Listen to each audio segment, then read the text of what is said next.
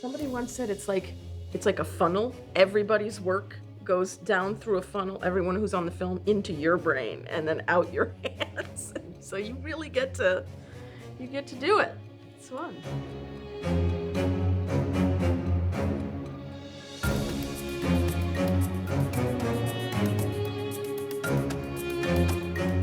My name is Catherine Haight, ACE, and I'm nominated for the pilot episode of Sirens. Getting nominated for an Emmy is a great honor, and it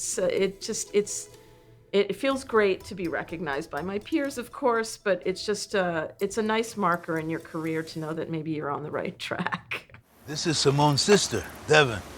What the hell, Jose? She's gonna rat us out to her sister. Oh, relax. I thought Sirens was special the second I read the script, honestly. I loved it. I was really drawn to it. I'm always interested in stories about women. That was a big part of what drew me to it.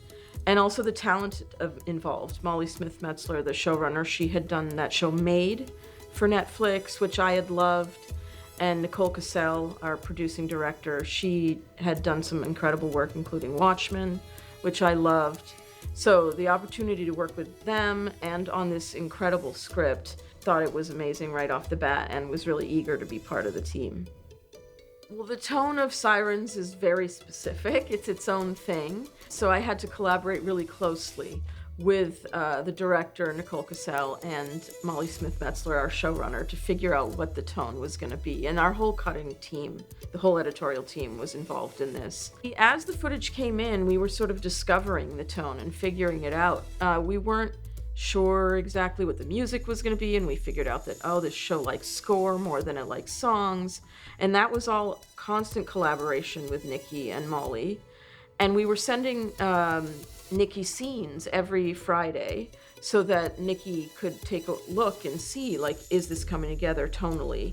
And then she could use whatever information she gained from watching our ongoing cuts as she was directing to help continue to keep the tone its own unique thing, which it definitely was. And it was a real balancing act of comedy and drama, and Molly's script was really vital to that. Diagnosed with early onset dementia, and you sent a fruit basket!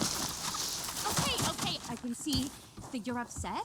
This is a really bad time for me right now. We're about to host a reception here. Okay. So the pilot episode definitely evolved over time, which all pilots do, I think. It's when you really have to find what the show is, the tone and the vibe and the performances and who these characters are and where your story's launching from. While we definitely had a very solid cut right off the bat, we spent a lot of time sculpting it and trimming it, and I think my first cut was maybe 10 or 15 minutes longer than the final episode. But it was a lot of narrowing in on stuff and cutting out all the fat and making it as tight as we possibly could. And a couple little restructures, we did a cross cut here and there, but predominantly the structure is the same as the initial script. There were a few sequences that were pretty challenging. One of them was that as Devin arrives on the island, there's a sequence that's cross-cut between her and her sister. And initially they were two totally separate scenes, but over the course of the edit, we realized that cross-cutting these two sequences would build us to this great climax, because we know Devin is coming and is about to blow up the whole universe. So that was really interesting because it allowed me a lot of creativity and made it so that I could do some interesting choices and things and sort of reinvent the whole sequence. On the show, we use these really tight close-ups that are sort of straight onto camera, and we called them the Sirensing shots. And Nicole Cassell, our director, sort of dreamed that up for the pilot episode where it's first introduced, and then it's used throughout the series. In the pilot, it's first used in a really interesting way in that it's in the middle of a conversation and we're cutting from one location to the other.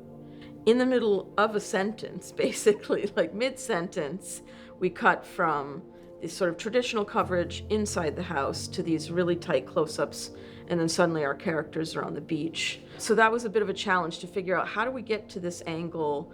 Because not only is it very abruptly a very tight close-up, but also our location is shifting. So we did a lot of stuff with sound, specifically, really helped us pull us into that close-up. We did stuff with the backgrounds, the waves crashing, and then the dialogue from the actor, who was Julianne Moore playing Michaela, I took the audio from when she's on the beach and pre-lapped it, sort of put it in her mouth when she's still in the house to help pull us across that cut.